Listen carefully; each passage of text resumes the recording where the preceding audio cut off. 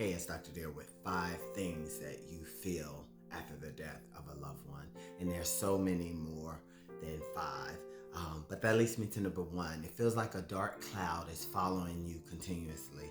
No matter what you're working on, no matter what you're trying to do, it just feels dark and heavy everywhere.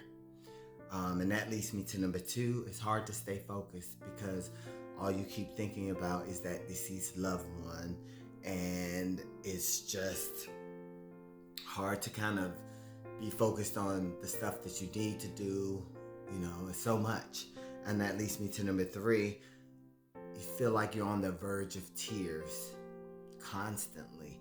Like every time you think about that person being lost, it's like you can drop tears all over the place. And I remember being a younger person and looking at older people and wondering, how is it that they're just crying? How is it that they're just emotional and there's nothing going on? Part of that was grieving and missing that loved one. And that leads me to number 4. You wish you could change things. That's a constant thought of wishing you could just go back in time and that person would be back alive.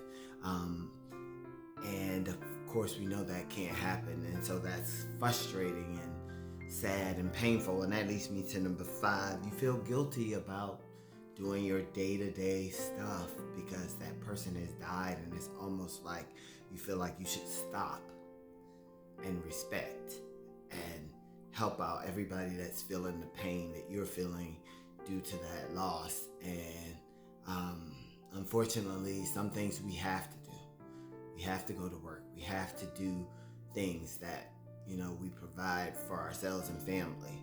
So if this is you and you're struggling with your grief, all of this is normal. This is a part of grieving. But if you're struggling to where it's starting to impact your day-to-day life, you can't get out of bed, you're not going to work, you're on the brink of losing your job, you're just not coping very well, please seek a therapist so they can help you maneuver through your grief, even if it's not that severe, but it feels overwhelming to you.